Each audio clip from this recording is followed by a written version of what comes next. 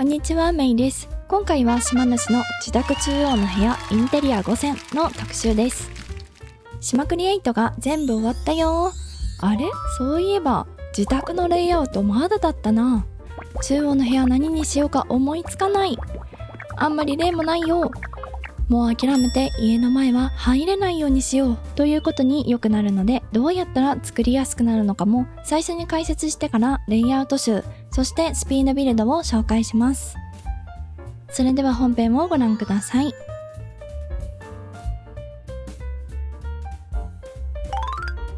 まずはじめに自宅中央の部屋を作りやすくなるアイデア編です。コツは3つ。1、部屋の分割。2、入り口を隠す。3、パニーの島を使うのたった3つで作りやすくなります。まず部屋の分割をするときにどこを見ればいいのかというと、各部屋へつながる入り口です。正面と家の出口に2マス。左右の入り口の南側に2マスあります。入り口と入り口を線で結ぶように分割する方法です。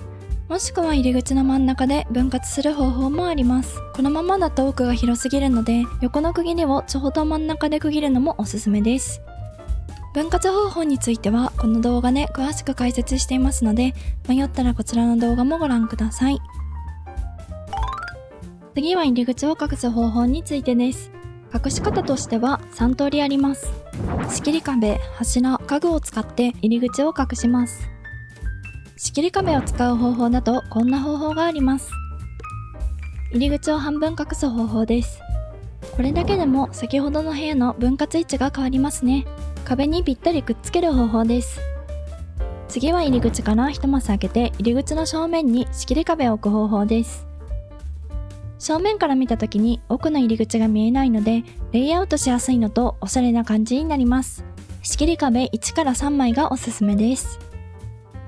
次は柱を使う方法です。隠し方としては仕切り壁と同じ方法が1つ。2つ目は柱を並べて入り口を隠す方法。3つ目は柱の間を開け格子窓のようにする方法。4つ目は柱の間に木製ウォールパーテーションを置いて家具と組み合わせる方法です。木製ウォールパーテーションのサイズはどちらでもいいのと、突っ張りラックでもいいと思います。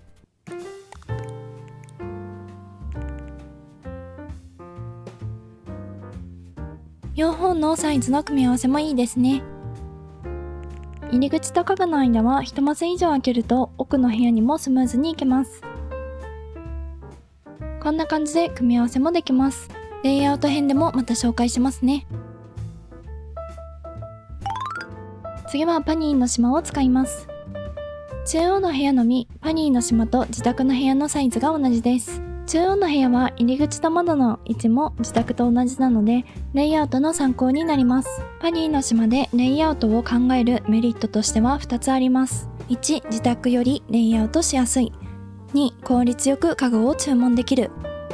まず家具のコピーが無限にできます。そしてリメイクも無限です。DIY 家具なら作らなくてもいいのと、注文しなくてもいいし、リメイクせずにレイアウトが考えられます。ただ手に入れていない家具の色違いは表示されないので注意です。例えばこれでレイアウトが完成した場合、注文する数は壁紙と床を合わせて6つですね。家の倉庫に在庫があるかはここではわかりません。倉庫の家具も使えないので、こういう時は面倒ですが寿のところに行きましょう。在庫確認したらこれで効率よく注文できますね。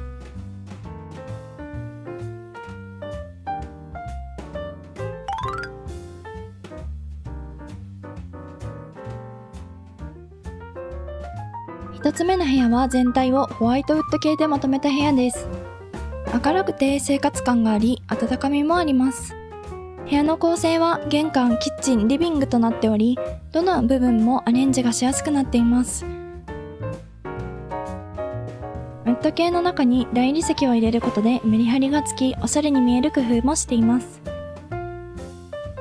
キッチンの横は小さなリビング。この部屋以外にリビングを作る場合は、ここをダイニングにしてもいいかもしれません。リビングは異素材ミックスをテーマとしており、異素材ながらも色が白なのでまとまって見えるようにしています。玄関は靴をディスプレイとして取り入れました。見せる収納ですね。入り口からは見えませんが、部屋の中に入った時にわかるこの部屋一番のおしゃれスポットです。あまり部屋作りが得意でない方も簡単にアレンジができるのでおすすめの部屋です。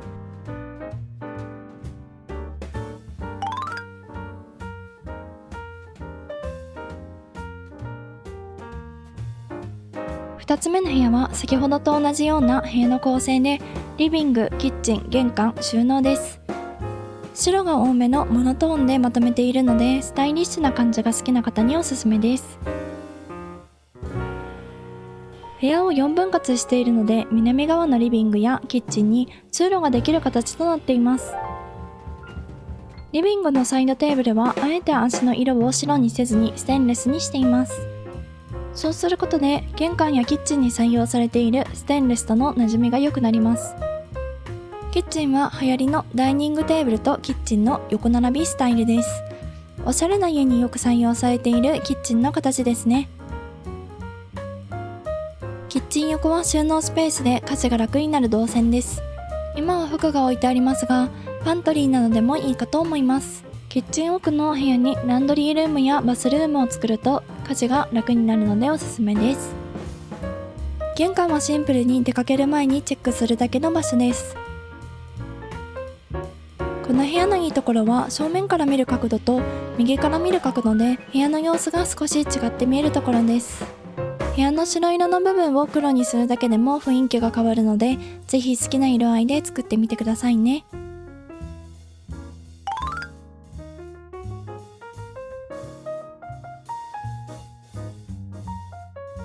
3つ目の部屋はさっきまでの部屋と違い、大きいリビングと玄関だけの部屋です。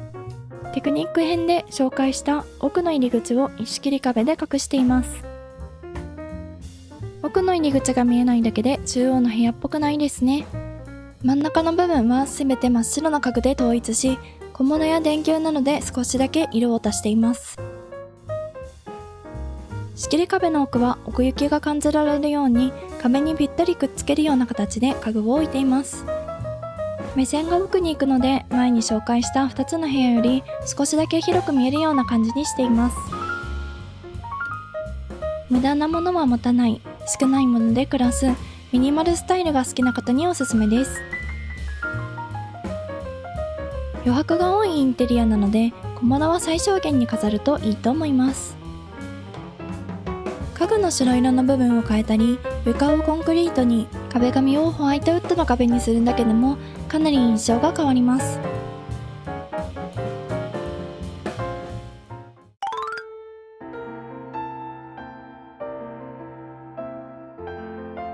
4つ目は自宅中央の部屋をカフェにしたものです。自宅をカフェに改装する方をよく SNS で拝見するので、集まりバージョンで作りました。左右の部屋はテナントとして貸しても自宅にしてもいいかと思います。レジカウンターの奥の部屋はキッチンスペースにしたり、従業員用の部屋などだとリアルさが増してお店っぽくなりますね。コーヒーショップの壁で奥の廊下にもコーヒー豆の棚が続いていて、これもおしゃれに見えるポイントです。レジカウンター周りだけ白を多めに使っています。この部屋最大の特徴は個室としてヌックが採用されていることです。ヌックとは小さくて暖かな心地の良い場所のことです。壁紙がライトウッドなので暖かい感じになっています。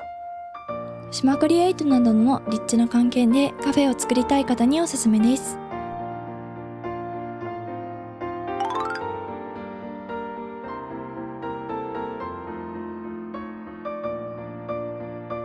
最後のレイアウトはホテルのフロントです。あつ森の島クリエイトなどの関係で高台のホテルにしたり、海沿いのホテルなどを SNS でよくお見かけします。なので今回はナチュラルテイストでホテルのフロントを作りました。ホテルは高級感やクラシックな感じが出るとホテルっぽいので、シンメトリーを取り入れてそんな感じが出るようにしています。手前に背の高い木、奥に背の低い観葉植物を配置することで奥行きがあるように見せています。ちなみにフロントもシンメトリーです。カバンなどの小物でシンメトリーを少し崩してレイアウトに動きが出るようにしています。俗に言う抜け感というやつですね。抜け感は日本人が得意とし、おしゃれを感じやすいポイントです。主に古くからの日本家屋に使われているインテリアの技術だからです。